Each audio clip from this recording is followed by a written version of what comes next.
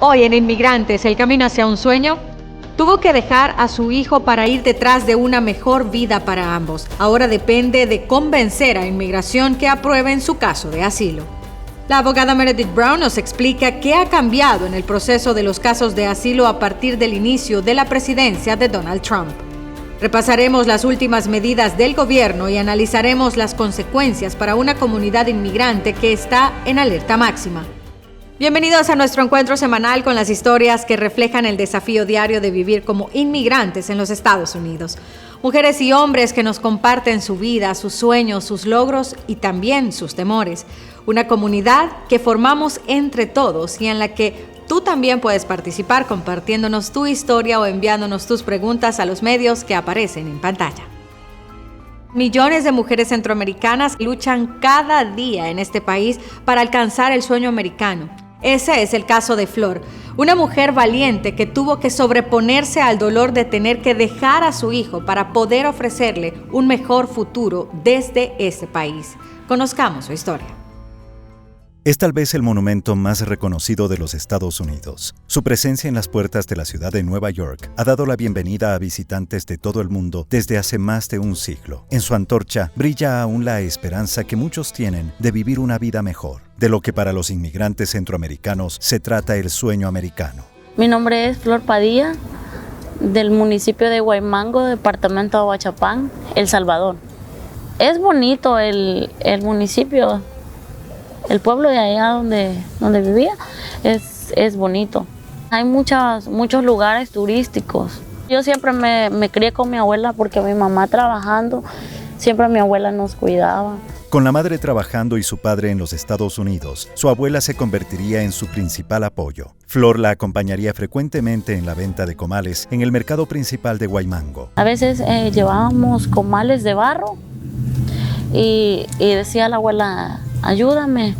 Ella me ponía 2, pues ya tenía como unos 12 años. Flor completaría sus estudios secundarios. Sin embargo, sus planes de continuar sus estudios cambiarían de un momento a otro. Fui mamá a los 19 años y por esa razón fue que me empecé a trabajar, porque también ya tenía otro compromiso más. Ese niño se convertiría en el centro de su universo y a su vez en el motivo de una nueva preocupación. Yo recibí amenazas de las pandillas porque el papá del niño no sé en qué estaba metido. Amenazaban mi vida y la vida del niño también, de mi familia siempre. Las amenazas pasarían a la agresión que Flor conserva en forma de cicatrices en distintas partes de su cuerpo. Esa violencia, sumada a la difícil situación económica de su familia, la irían convenciendo que la única solución posible sería emigrar, aunque eso significara dejar al niño. Me quería venir y a la vez no me quería venir. Y recuerdo bien que yo no tuve ni el valor de decirle que yo me venía lejos y que ella no lo iba a ver no sé por cuánto tiempo.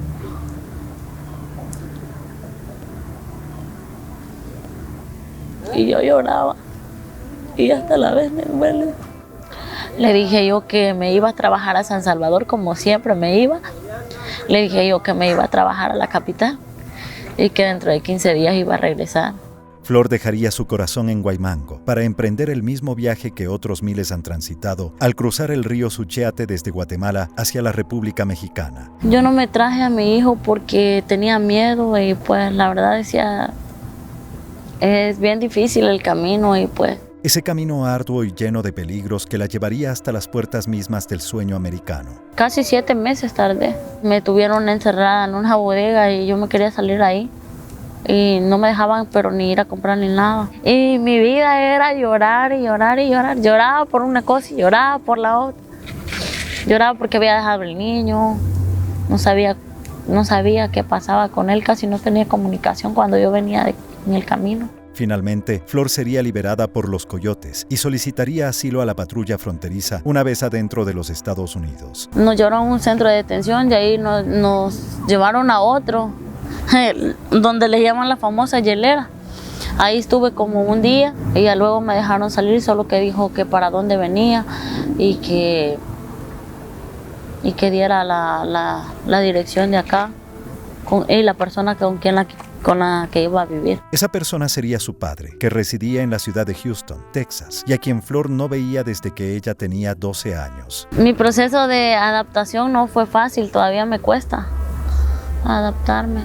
No es tan fácil encontrar trabajo. Yo quisiera tener un trabajo así como ya estable. Flor descubriría al llegar a Houston que estaba embarazada de un encuentro casual con otro migrante durante el viaje. El hecho de ser madre por segunda vez la motivaría aún más para buscar trabajo para apoyar a sus niños. A veces es de lavar, planchar, hacer la comida. Más allá del largo camino que ha recorrido, Flor sabe que su destino se definirá en un futuro cercano dentro de un juzgado de inmigración. Y es ahí precisamente donde concentra todas sus esperanzas. Si obtengo el asilo, pues trabajar, ayudarle a mi familia. Pues creo que será mejor porque ya voy a tener como el permiso de trabajo, los papeles, y voy a estar como un poco más ya legal, digamos, no voy a estar ilegal. Y mientras aguarda su cita con la corte, Flor Padilla sueña con un futuro en paz en este país, uno alejado de la violencia de las pandillas y al lado de sus hijos. Y pues para que ellos tengan una vida mejor, ya que tal vez yo no la pude tener, pues ellos que la tengan, que sean unos profesionales. Flor aguarda la resolución de su pedido de asilo con esperanza de que al lograrlo le permita ofrecerle un mejor futuro a sus hijos. Más adelante en el programa, la abogada Meredith Brown nos explica qué ha cambiado en el proceso de los casos de asilo a partir del inicio de la presidencia de Donald Trump. Repasaremos las últimas medidas de la administración Trump y analizaremos las consecuencias para una comunidad inmigrante que está en alerta máxima. Ya regresamos.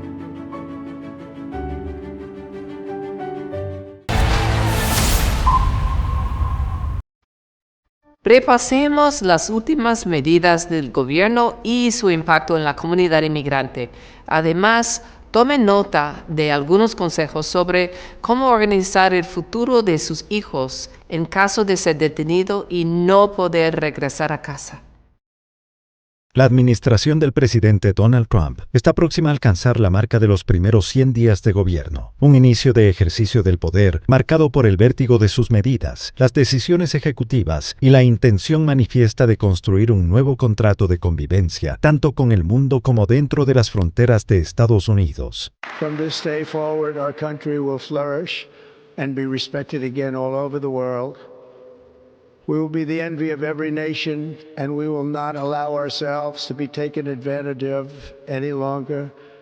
Su estilo de gobierno ha contado con el respaldo de muchos estadounidenses, quienes consideran sus acciones necesarias y justificadas para recuperar el liderazgo que el país ha mantenido históricamente en el orden mundial. Sin embargo, un grupo creciente de personas sostiene que el gobierno está atentando con su accionar contra programas y derechos fundamentales de sus ciudadanos.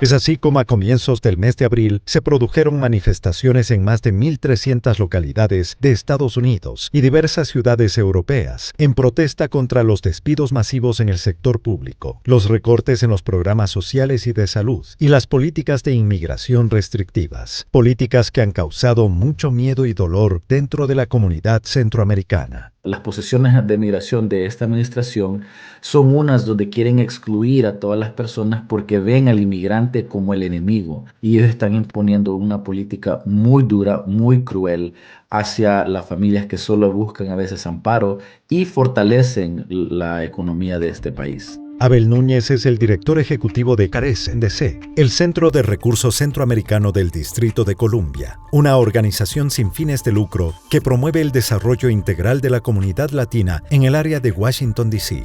En su oficina escucha a diario los temores de la comunidad que se encuentra confundida. Yo creo que es una perspectiva que existe en nuestra comunidad, de que, incluyendo personas que están aquí en condición irregular, que dicen, bueno, yo no soy criminal, ¿verdad? Pero ellos hablan de que no han cometido ningún crimen afuera del hecho de estar aquí sin permiso. Pero lo que ellos no entienden es de que esta administración ve a todo mundo que está aquí sin permiso como criminal. Can you just tell us the numbers? How many have a criminal record versus those who are just in the country illegally? All of them, because they illegally broke our nation's laws and therefore they are criminals as far as this administration goes. Y ahora lo que hemos visto es que la comunidad tiene miedo, ¿verdad? Porque las acciones han sido no solamente más fuertes, pero muy públicas, ¿verdad? Esta es una administración que glorifica lo que está haciendo ante la comunidad. Una glorificación que se refleja en la amplia difusión de imágenes de redadas de ICE, vuelos de deportación y traslados de presuntos integrantes de pandillas venezolanas a cárceles de máxima seguridad, originalmente construidas para albergar a las maras de El Salvador. Traslados que en muchos casos se han realizado sin que los deportados tuvieran la oportunidad de defenderse legalmente ante un juez. No es una administración que cree en el proceso de ley, en el proceso judicial, ¿verdad? Donde toda la gente aquí tiene un proceso ante las cortes para verificar si ha cometido un crimen, si es culpable. Hay que reconocer que todas las personas que han expulsado hacia El Salvador son personas que solo presumen que están involucrados con, sea el Tren de Aragua para los venezolanos o la Mara MS-13 o la 18 con salvadoreños, o sea, actores ilícitos sin prueba. Es dentro de este sistema de deportaciones sumarias que se confirmó el primer caso de un inmigrante deportado a pesar de tener protección judicial. Kilmar Armando Ábrego García, un ciudadano salvadoreño residente de Maryland, fue enviado al Centro de Confinamiento del Terrorismo en El Salvador, a pesar de contar con una orden judicial de 2019 que impedía su deportación por riesgo de persecución por parte de pandillas. Quien lo descubre es su esposa, que reconoce un tatuaje que lleva en el brazo y que se ve en las fotos que compartió el gobierno de Nayib Bukele. Esta persona ya tenía protección de las cortes de este país, él ya tenía un proceso judicial, ¿verdad? Además, si en un momento lo acusaron de estar involucrados con pandillas, el Estado nunca lo llevó a la corte, nunca lo ha juzgado. Por lo tanto, en este país, uno se mantiene inocente hasta que lo prueben una corte culpable. Una consideración que al parecer no fue tenida en cuenta por las autoridades, quienes calificaron la deportación ilegal como un simple error administrativo. The error that you are referring to was a clerical error. It was an administrative error. The administration maintains the position that this individual who was deported to El Salvador and will not be returning to our country was a member of the brutal and vicious MS-13 gang. Y cuando se da cuenta el público y las autoridades de que lo habían deportado, ellos lo único que dijeron, nos equivocamos. Y ahí terminó. Bueno, como disculpen, pero ya el hecho está y hay que hay que movernos. Es por este tipo de acciones que ocurren en abierto desafío a fallos judiciales que organizaciones como CARES en DC recomiendan a las familias inmigrantes indocumentadas en Estados Unidos elaborar un plan para proteger a sus hijos en caso de detención y separación de sus padres. Converse con su familia. Explique a sus hijos de forma serena y sin generar miedo lo que podría suceder si un día no regresa a casa. Designa a un cuidador temporal o permanente. Elija a una persona de confianza que comprenda la responsabilidad de cuidar a sus hijos en su ausencia. Prepare una autorización notarial. Redacte un documento legal que permita a ese cuidador tomar decisiones médicas, escolares y de viaje con los menores, dentro o fuera del estado. Organice y resguarde documentos clave. Reúna actas de nacimiento, pasaportes, registros médicos y copias de la autorización notarial. Guárdelos en un lugar seguro y accesible para el cuidador. Facilite el acceso a recursos económicos. Asegúrese de que el tutor pueda disponer de fondos para cubrir los gastos de los menores. Establezca un plan de contacto de emergencia. Determine quién será la primera persona a contactar si es detenido y quién se encargará de recoger a los niños en la escuela o en casa. Mantenga el contacto de su abogado de inmigración a mano. Comparta esa información con el cuidador y colóquela dentro del expediente de documentos importantes. Y por sobre todo, mantenerse unidos y con la esperanza de un futuro mejor. Nuestra comunidad tiene coraje y han vivido cosas mucho más difíciles que esto. ¿verdad? Vayan a sus comunidades, busquen a organizaciones como Carecen en sus localidades para asegurar que se mantengan, uno, informados, pero dos, listos para entrar a los esfuerzos de mover las leyes en este país. Hay que reconocer que la fuerza está en la unidad y tenemos que conectarnos con otras personas y seguir en la lucha. Recuerde que la información es la mejor herramienta para proteger su futuro y el de su familia en este país. Es momento de mantenerse en alerta máxima. Volveremos la próxima semana con esta sección y las últimas novedades. La abogada Meredith Brown nos explica qué ha cambiado en el proceso de los casos de asilo a partir del inicio de la presidencia de Donald Trump. Ya regresamos. Bienvenidos nuevamente a Inmigrantes, el camino hacia un sueño. En el comienzo del programa conocimos a Flor, una mujer salvadoreña que está a la espera de la resolución de su pedido de asilo. Recordemos su caso. Flor Padilla es una mujer salvadoreña que partió de su país luego de recibir agresiones de las pandillas. Amenazaban mi vida y la vida del niño también, de mi familia siempre.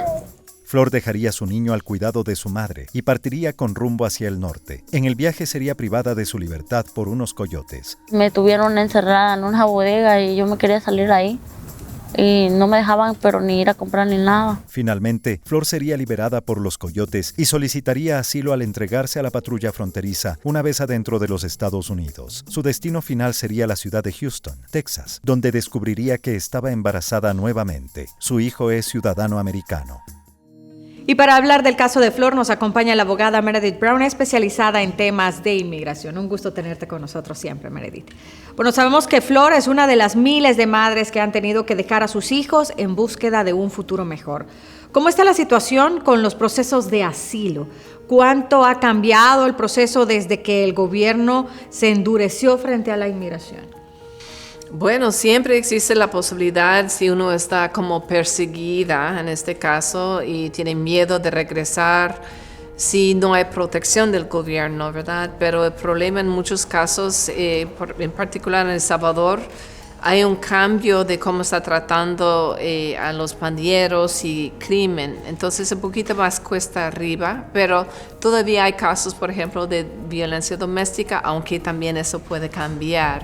Es cuestión de realmente documentar súper bien su caso, demostrando que había persecución en el pasado y que todavía hay posibilidades de problemas muy severos. Además, lo que ayuda en muchos casos tiene que ver con expertos, o sea, académicos, profesores, personas que han escrito libros, que conocen muy bien las condiciones en el país en cuestión, entonces puede ganar su asilo así, con testimonio de un experto también. Importante. Ahora sabemos que Flor tiene una pregunta para ti, así que vamos a escucharla. ¿Qué pasaría con mi bebé que es ciudadano americano si me deportan? Excelente pregunta, y hay como madre también, eso es muy difícil hablar de eso, qué hacer o qué va a pasar con si uno tiene como hijos aquí en los Estados Unidos y uno está deportado.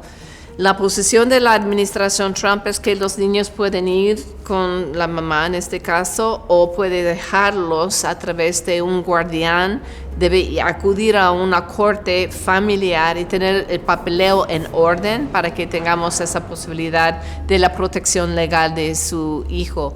Pero honestamente no tiene un derecho de quedarse con el niño. Cuando tuvimos lo de Biden, ya había más flexibilidades, estaba cerrando muchos casos y no tenía que salir con su hijo, pero desafortunadamente no hay muchas opciones para madres de niños nacidos aquí. Importante. Ahora, ¿qué podrían hacer todos estos padres que se encuentran con ese mismo temor? ¿Qué va a pasar si a nosotros nos deportan porque no tenemos documentos? ¿Cuáles podrían ser los tips, los consejos para ellos? Sí, es muy importante tener la preparación y tener un designado que puede temporalmente ayudar con sus hijos nacidos aquí si hay una separación familiar por una deportación. Hay muchas organizaciones no lucrativas y a través de Caridades Católicas menciona a ellos porque tiene oficinas en toda la nación, ¿verdad? Y pueden ayudarle en esto. Y además es muy importante buscar si tiene una situación donde uno tiene 10 años o más en los Estados Unidos y tiene hijos sumamente enfermos o que va a sufrir excepcionalmente poco usualmente y abnormalmente, ¿verdad? Básicamente puede aplicar para una cancelación de su deportación. Pero es muy difícil ganar esos casos y hay que acudir con abogados y evitar, como siempre, los notarios públicos porque ellos no tienen la autorización para presentar casos en los tribunales de inmigración. Meredith, muchísimas gracias por estos consejos que todos los fines de semana ya sabemos que tenemos este espacio que es precisamente para ustedes, para nuestra comunidad centroamericana y que son consejos tan valiosos. Así que si usted tiene una pregunta específica para nuestra abogada, puede ponerse en contacto con nosotros a través de los medios que aparecen en pantalla y ella se lo contestará. Llegamos así al final de nuestro programa de hoy, pero estos son los temas que trataremos la semana que viene. El COVID lo dejó sin trabajo y se vio forzado a emigrar para poder mantener a su familia. Ahora sueña con abrir su propio negocio en los Estados Unidos. La abogada Meredith Brown nos explica los distintos tipos de sanciones que pueden enfrentar los inmigrantes cuando ingresan sin papeles a este país.